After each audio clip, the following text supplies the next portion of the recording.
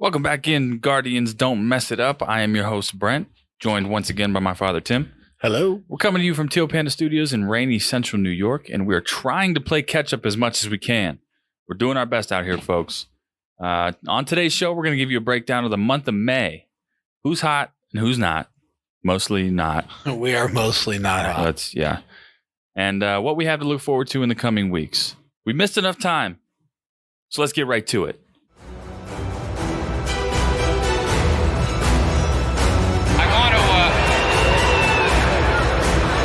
My pleasure in coming back to Cleveland.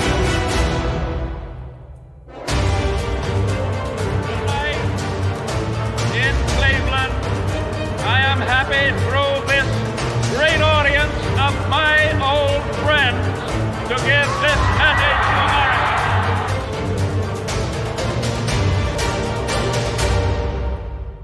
So anyways, let's get down to the nitty-gritty.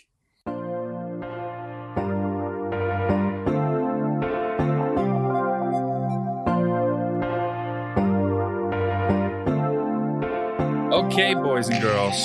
So we're limping through May. Limping. A lot of limping. We got shot in the legs somewhere along the lines at around May 3rd.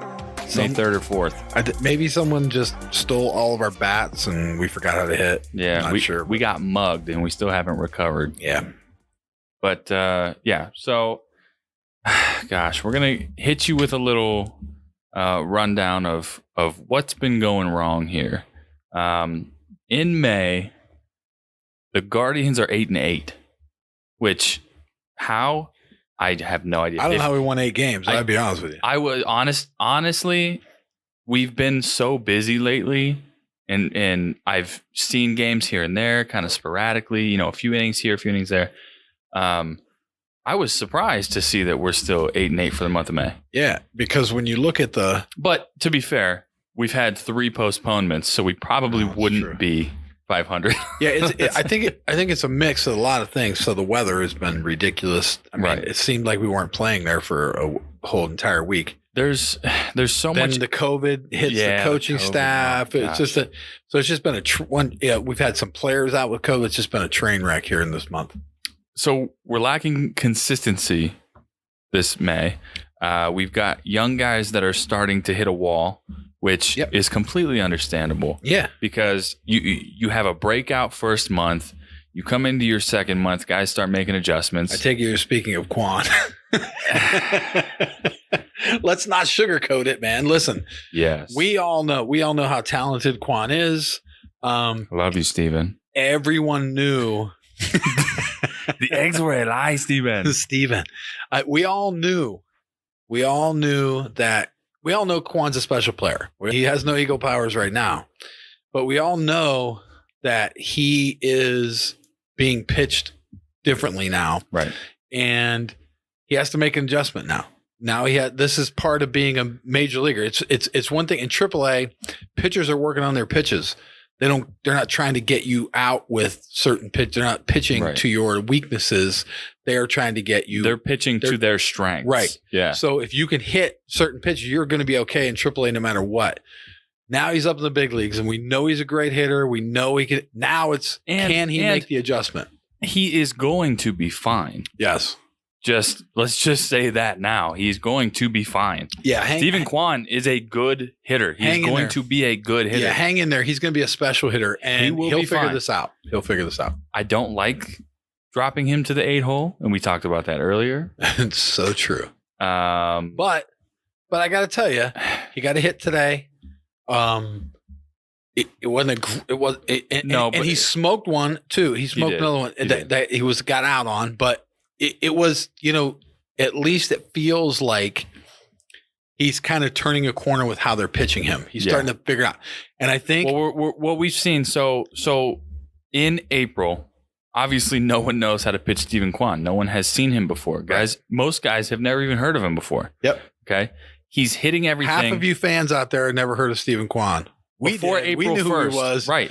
because we watched the Right. minor leagues all the time. Yeah. But half the Guardian fans out there didn't know who Stephen And Kwan that's was. just the truth. Yep. So this guy comes up and he's tearing it up. He's hitting everything that's in the zone and he's taking everything that's out of the zone. Suddenly there's an article out Some about how Stephen crazy- Kwan's going to revolutionize hitting. Yeah.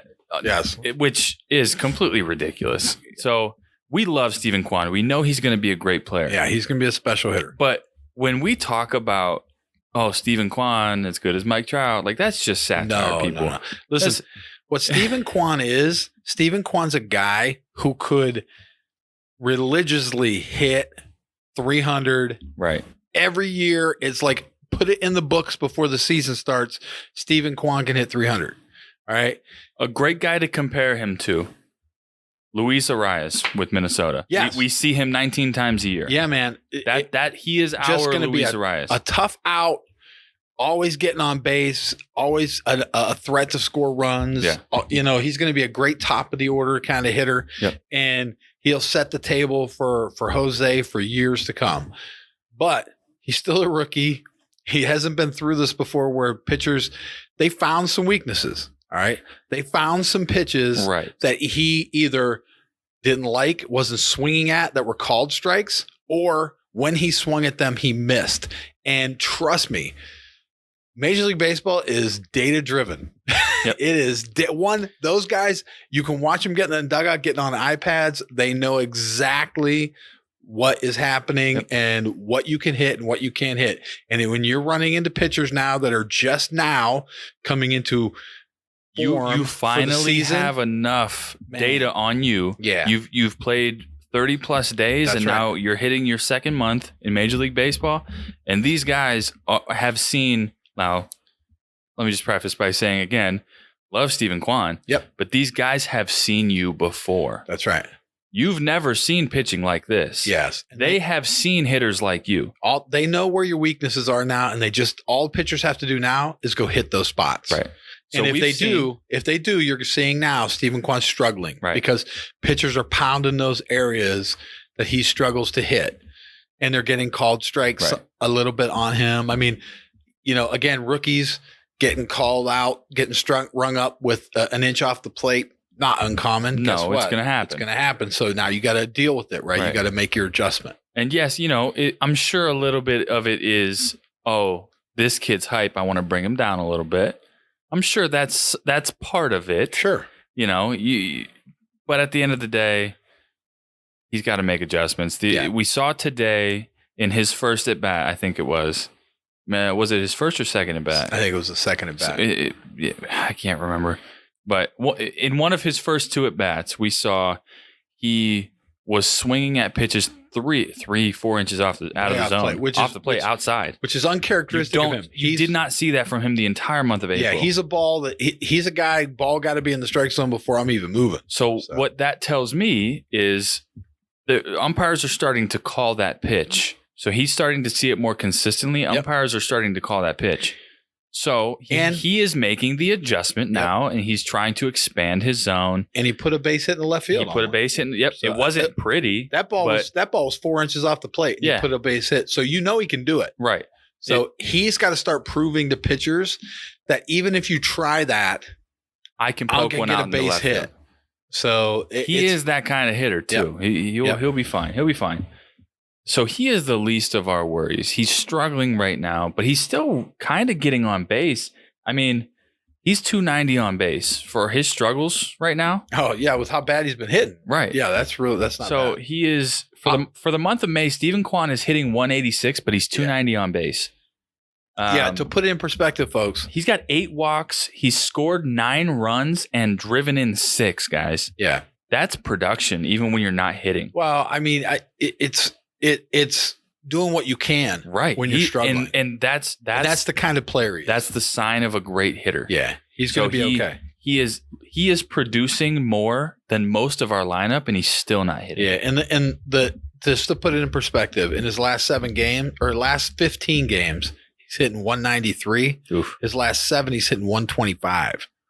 Yeah, so it's really So only it's been the last still couple dropping. weeks. Yes, he's still struggling. Yeah. So, and to get a hit today was a big deal. especially on an outside pitch, something he had struggled with. He's been taking those pitches for strikes or striking out on them, those change ups and stuff away. Yeah. So for him to drop one to the left field was good. I noticed. So splitters, change ups, two seams that run away. Yeah. If they're throwing him down and away in the zone, he struggles with those, man. Yeah, he has. He's been popping them up to third base. And pitchers are going to keep driving balls there until and listen, one hit isn't going to stop it. No. They're going to keep going there until he's hitting 300 on that location, and then they're going to go away from it. Then they're going to say, okay, we can't pitch him there anymore. So he's got adjustments to make. All great hitters have to go through it. All great hitters have to do it. I will to put this in perspective. All right. Steven Kwan's a rookie. It's his first year ever. He made the roster and he's starting. He is in his second month of Major League Baseball ever. I'll put and listen, to put it in perspective. Barry Bonds, his rookie year. For those of you who don't know, Barry Bonds is the greatest hitter of all time. Yeah. Barry Bonds, his rookie year. Barry Bonds, his rookie year. All right. Became one of the greatest players to ever play the game. Barry Bonds, his rookie year, hit 242. So there it is. There it is. Became the most dangerous hitter in baseball. His rookie year, he was 240. He had to make adjustments. You got to make adjustments. That's the name of the game. And that wasn't even a data-driven era. Right. That was just coaches realizing, hey, he can't hit this. Let's keep throwing there. Yep. So now in the data-driven era, you really got to make it. So Kwan's going to make adjustments. Going to make them early. He's still hitting 267. You know, so to be honest with you, in our lineup, 267 is a pretty good hitter right now. Right now, absolutely, yeah. So moving on from Kwan, because he's fine. And there have been so many overreactions that I've seen online that personally I think that Tito overreacted by dropping him down in the order. I don't mind dropping a guy down in the order, but specifically a guy like Steven Kwan, who probably just needs more at bats, not less. Listen, that's my problem with it. Is he's going to get less at bats now. I get it, but overreaction, I don't know. So here's what I will accuse Tito of.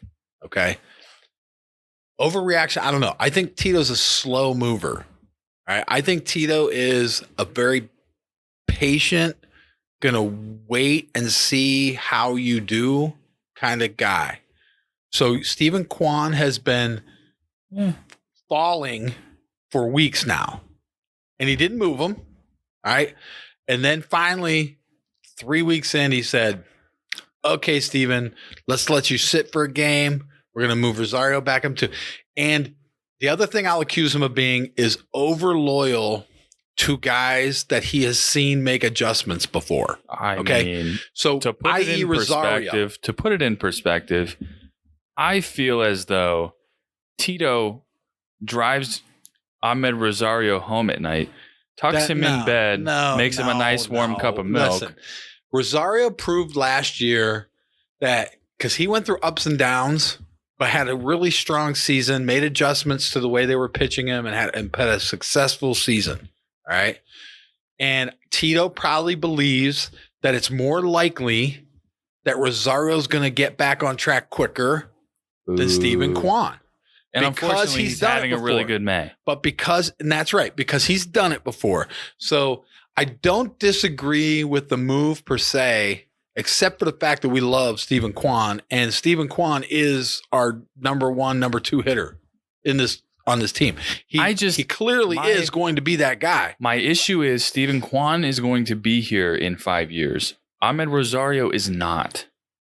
Oh, we'll see. You know what I mean? That's where I'm at with it. We'll see. We'll see. We don't know where that's how I feel going, but we'll see what kind of money he draws. Let's talk about Rosario real quick. So he is having a very good May. Yep.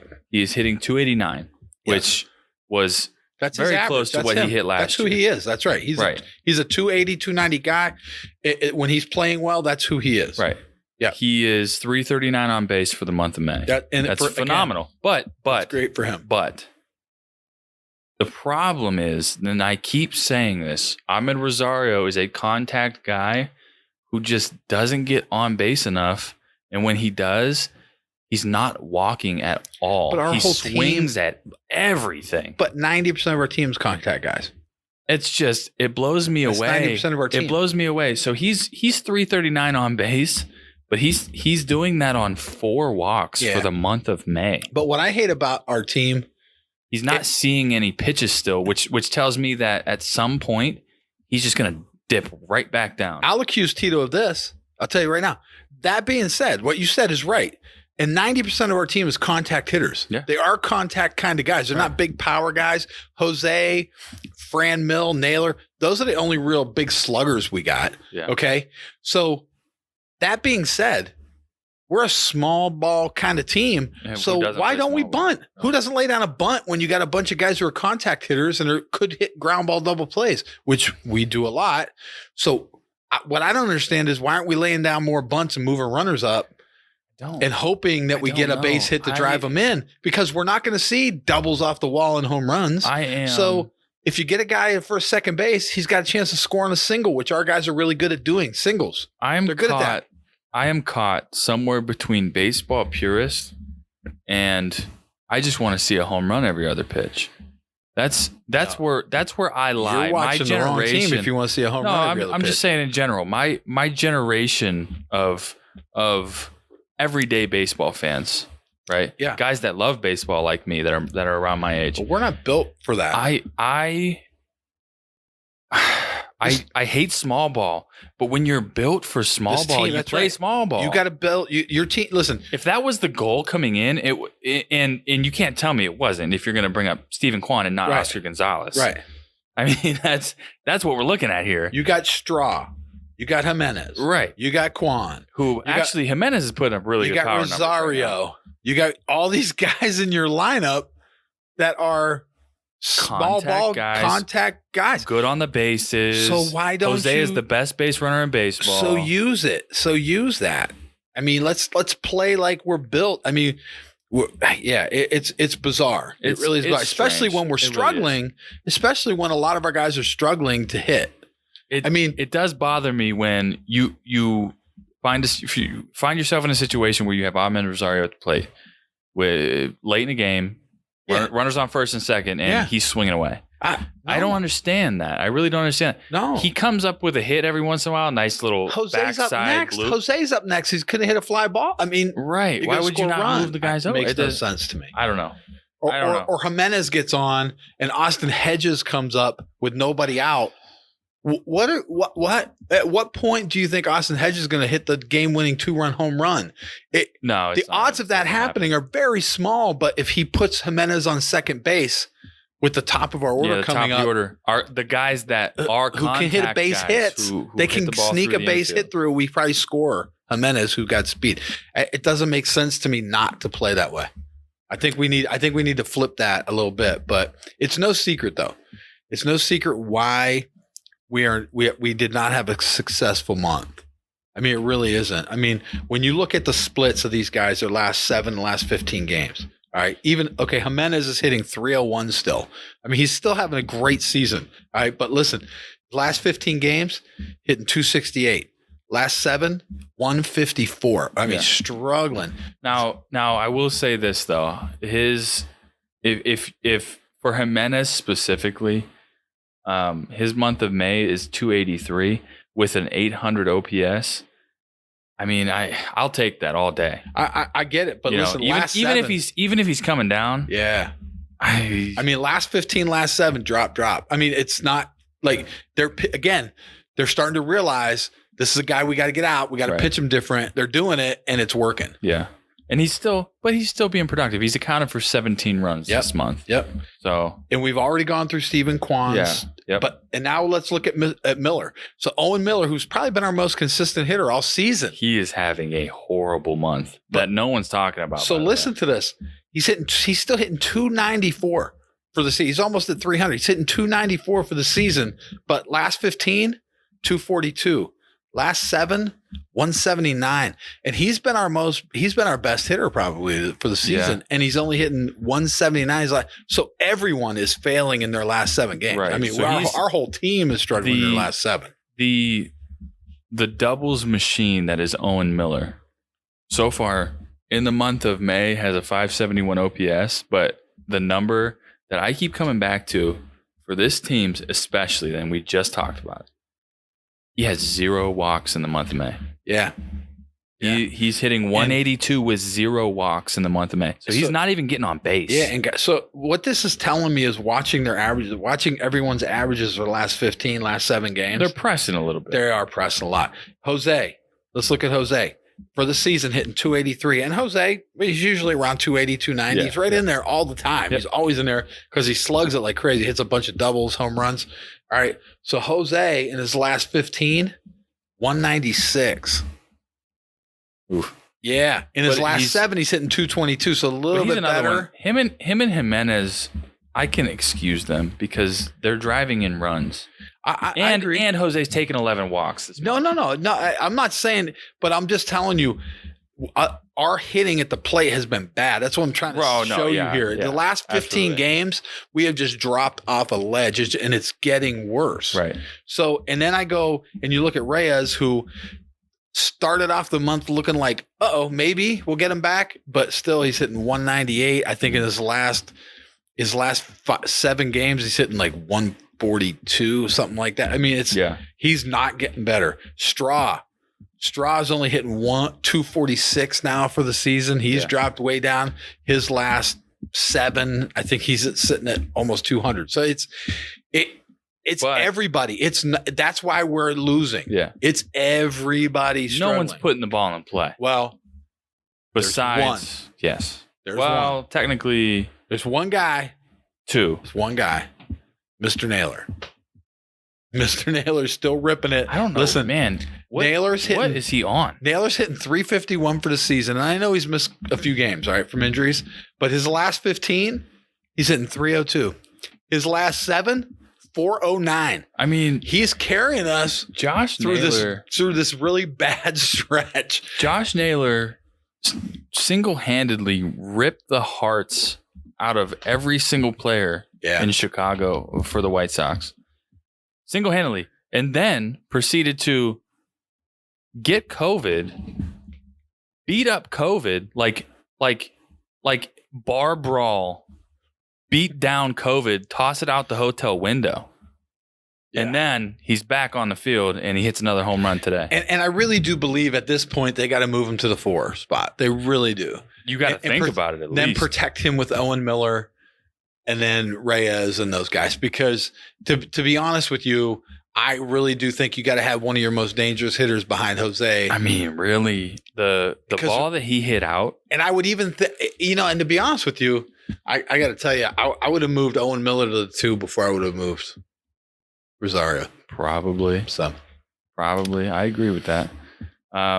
The ball that Naylor unless hit you're going to lead today, off, unless because he's hot, you lead off Rosario and then hit Owen Miller too. Wow, no, because you can't. You can't move Straw because he's taken 9 walks this month. But that's literally if he didn't get a walk, he might not be on base. No, I get that. He but really has hit a he's ball. 303 on base still for the month. Yeah, so I mean, at least he's getting on. He's a headsy player, and he's going to work counts. He gives good at bats. He just is struggling to hit the ball. And he knows he is, and that's why he's taking more walks. That's why he's pushing counts. He knows he's struggling, and he's got to figure some things out. Right. Yeah. So Josh Naylor, just real quick. Josh Naylor has played, I think, 8 games in the month of May. Something like that. I can't remember exactly what the number is. But obviously with COVID and whatever. He's hitting 407, 1.26 OPS, which is ridiculous. 15 RBIs, 3 home runs. This was before today's game. Yeah. I mean, yeah, you gotta make a move with Naylor. I think you got to move him to 4. You can't avoid it at this point. No. You can't. Listen, our pitchers, we don't really have. So this year, we had a lot of hopes for that starting pitching staff, but I think that they have not been as sharp as they were at the start of last season, and we're going to give up runs. It wasn't like last year. It seemed like we had a bunch of 1 and 2 run games that we lost. Yeah. This year we can score some runs, but now our pitchers are giving up 3-4 runs a game. So Right. there's like this little switch that is flipped, and we just need to use our team. I think it just comes down to we got to get in the groove of using our team to the best of their ability. And right now, we're a small ball team. So I think we have to lay down more bunts. We got to move over more runners. We have to give the league something different to look at, because we're getting a steady dose of, okay, we're going to feed you what you're not good at the plate. We're going to feed you pitches we know your team can't hit, and we haven't made adjustments. So when we get a runner on with a walk, when a Straw gets on with a walk, we should be moving him up to score. I'm sorry, taking a chance and hitting into double plays and doing all that kind of stuff. They are pitching to our weaknesses. Yeah. So let's change it up. Let's play small ball for 2-3 weeks, win a few ugly games, and then go back to whatever once everyone's rolling again. But right now, no one's rolling. So we need to adjust. We need to adjust as a team, and they're professional players. And I get, again, this is why I'll criticize Tito for being a slow mover, because if you're looking at the dynamics of what's happening to us and these stats of what our team, how we're falling off, I would instantly move. I would have a dugout talk. I would have a locker room talk, and I would tell them all, here's how we're going to approach this next week of games. Is what we're going to do. We're going to move runners over. We're going to steal some bases. We're going to bunt runners to third. We're going to put pressure on the other team, try to score a few extra runs for our pitching staff, and see what happens. We're going to make, until everyone is starting to rip the ball again, this is how we're going to play. Well, so to coming into this season, okay, you're looking at, it was supposed to be, right, 3, 4, 5, Jose, Franmil, Naylor. That was supposed to be our power surge. Right? That didn't happen.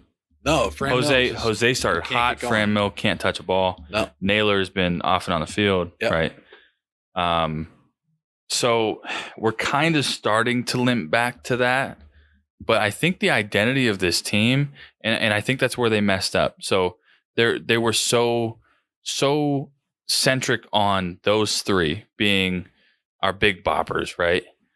That you kind of miss that the personality of our lineup is actually gritty, right? Gritty, working at bats, blooping balls the other way, stealing bags, going first to third, legging out a double. Like, that's the identity of our lineup. In reality, that's the identity of most of our lineup. So I don't know how they got away from that. I don't know why they got away from that. I don't know. I got to tell you, you got to scratch and claw to score runs. You build a team with a bunch of guys who are base hit, walk, run the base guys. And then you want to hit home runs. And I understand. Everybody's swinging away. You have a handful of guys. Jose is an MVP caliber guy. He can do it all. Sure. He hit doubles, home runs, singles. He can take walks. He can do it all. He's the only guy in your lineup that's like that. All right. I maybe Miller has a chance to become more like that, but right now he's a doubles guy, right? So if you go Jose, Naylor, Miller in that lineup in that order now, I think you got to play a little smaller at the top and the bottom of the order. You got to. Why not bunt runners over? Right? Why not? I don't understand why you wouldn't do it. I understand why you wouldn't do it. We sound like we're beating a dead horse, but it's tough. So when we're finally scoring runs, right? Last year, I think we averaged like 3.1 runs a game. Yeah, but this year, I think we're somewhere around 4.6. Yeah, but we're also leaving runners on base a lot. But our starting pitching has struggled. Sure, heavily struggled. So, and we're not used to that. Nope. So for once, we're actually scoring some runs, but now our pitching staff's just not there.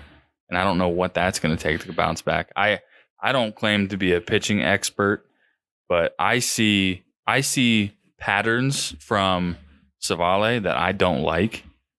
He's looking more and more, and I hate to say this because I really like both of these guys, but he's looking more and more like Josh Tomlin. A guy who you see once through the lineup and you struggle. Second time through the lineup, it might be a little better, but then you just I don't you know. can't go 3 times through the lineup. I think Chevalier is dealing with injuries. I think it's hard to say. I don't know. He's dealing with something. And I Plesac is out of his mind. I don't know what he's doing. I think Bieber today looks stronger. Plesac thinks that he's a strikeout guy all of a sudden, when in reality he's a ground ball guy who is now become a fly ball guy. Well, I think Plesac has always been a middle of the rotation guy. I think he has always given up home runs. No, not at this rate. I think that I think they've all been affected by the short start. I put it this way: Bieber went over 100 pitches today. Looked better in his final 40 pitches than he did in his first 40. I can tell you that. Yeah, he was somewhere around like 14 balls, 14 strikes to start out the game. And I think they all need to make adjustments to what they do best, back to what they do best. I think they've all tried to add some new stuff this year. I think they've all tried to give hitters new looks this year, and some of it hasn't worked out. The one for me that gets a pass, who has looked good, off and on, Tristan McKenzie, but he's a streaky guy, and we knew that coming into this season. He always has been. I don't want to say that he always will be, but if he is, then that's what he is. We knew that already. We needed consistency from Savali. We needed consistency from Bieber, at the very least. And we're definitely still struggling in the bullpen. I mean, we're still struggling with. Well, I think we're struggling with our bullpen decisions, to be completely honest with you. Well, either way, but our bullpen's giving up runs. I mean, and really, we've been historically for quite a few years. Once you got to our bullpen, the game was over. Right. And now. It's a lot different now. Yeah. I mean, once you get to our bullpen now, the game's not over, and teams can see that. I mean, it's like, when you get into a game, when you're all of a sudden not afraid of Cy Young winner Shane Bieber. Yeah, when you get into a game though, where you get into the bullpen, and you can smell blood in the water. Yeah. I mean, it's trouble. That's a good thing for a team at the plate. It's a recipe for blown games, and we've had plenty of them. So it's kind of and now we're either we blow teams out or we lose. Yeah, yeah. If it's a close game, we're probably going to lose at that point. And we don't. And that's a bad habit to get into. It's definitely. I mean, we're about to hit June. We're a week away from June. And now I will tell you this though. All that being said, when you look at how these averages have dropped off, if our hitters can make adjustments here, okay, and get out of this free fall that we're in offensively, I will tell you, we could really make some moves fast, because we could go on some 5, 6, 8 game win streaks here, because we have the ability offensively to do it. I just think that when we're struggling like this is my criticism again. I'll beat the dead horse. This is my criticism of Tito. When we're struggling like this, we should be playing some small ball. If everyone was ripping it, if everyone's hitting over 300 and they're just ripping the ball, then why bunt? I mean, odds are someone's coming up to hit a double, right, yeah. But when we're struggling like this and we're in a free fall like this, I think you got to switch something up. You got to change the style of play you're playing at some point. I understand that we're in May. We're not going to win a World Series in May. Nope. Right. But you still have to win some games. You got to make the playoffs to win. World Series. We're so staying. Let's at least make an attempt to win some games to get in the playoffs. We're sticking around 500 right now, but realistically, if we're playing to our strengths, we're better than a 500 team. Yeah, you're right. I mean, we're better than a 500 team. Yeah. We're a good team, and we just need some of these guys to get it turned around. And I think we need to change our style play a little bit, and we really do need to just focus on doing what you can to win ugly games for a little while. Right. Yeah, no, I agree. So a couple of things that I want to see happen, just real quick. I have to point out Oscar Mercado is still on the roster. It kind of bothers me because Richie Palacios keeps getting sent back down. And I understand there's a service time, whatever. He's not coming up till I don't care. I don't care about service time, whatever. The point is, Oscar Mercado in the month of May is hitting 217 on very limited at bats. Sure. Like he's not even seeing the field really. Actually, in the month of May, that's one of our better hitters. Well, yeah, 217, 1 walk. I think he's got 26 at bats or something like that. 617 OPS. I mean, he's just not doing anything at this point, right? And he's really he only saw the field because Naylor got COVID. The problem with Oscar Mercado, though, is, let's face it, it's not what he's done in the month of May. The problem with Oscar Mercado is what he's done over the long haul, over the period of the last few years. But as a matter of comparison, Richie Palacios has had almost identical number of at bats in the month of May and hit 231. Take it for what it is. If you don't like batting average, whatever. It is what it is. But the point is, that's more than what Oscar Mercado did. He has more hits in the month of May than Oscar Mercado. And that's again, veteran versus rookie. Right. Like real rookie. Brand new rookie. And I'm just going to throw this out there. Oscar Gonzalez, 5 home runs, 20 RBIs, month of May. 790 OPS. Poor Oscar. We're not going to let it go until they bring him he's only hitting 287 this month. So he's struggling. And you know why he's struggling? You know why? Go ahead. Explain it to us. My best explanation for why Oscar Gonzalez has struggled over the last week or so is because he's depressed. He's sitting at home going, I don't think that's true. He's sitting at home going, oh, man. I don't believe that's true. I don't think they like me. I don't think that's true. He's saying they're never going to bring me up. They have Oscar Mercado up there. I'm better than Oscar Mercado. You know that's what he's saying right now. Wow. You know that's what he's saying right now. Wow. If he doesn't go home, if Oscar Gonzalez doesn't go home and say, hey, I am better than half that team. Listen, I'm with you. I'm a believer in Gonzalez. I think he is. I don't think he's like Babe Ruth. I don't think he's Bryce Harper. But I will say this. I think he could help the team win. I am going to reserve judgment on Oscar Mercado. Listen, I'm just going to remind you. Let's go back a year ago. Oscar Mercado. Let's go back a year ago. Okay. We all said it a bunch of times. Owen Miller's a special hitter. He is going to be a special hitter. He came up 3 times last year and couldn't touch a baseball. We were like, what is happening? And now you have to send him back down. We said it. Yeah. Send him back down. Yeah, he's not doing anything good. Well, you know what? Now he's up and he's proven us wrong. Well, not wrong. We've proven us right. All right, because he is a great hitter. He's playing great. All right, except for these last few weeks. But we don't know. Let's reserve judgment on AAA hitting Oscar Gonzalez versus professional big league hitting Oscar Gonzalez. So this is reserve judgment a little bit until he comes up and gets 100 at bats under his belt. You want me to say it? Because I'll say it. I'm sure you will. Send Oscar Mercado to Australia. Australia? Yep. He would be a superstar there. Halfway around the world. He'd be a superstar in the Australian Baseball League. Wow. Matter of fact, let me think. I think Oscar Gonzalez would play really well in Taiwan. Or I'm sorry, Oscar Mercado. I think he'd play really well in Taiwan. I think he would hit at least 250. I don't know.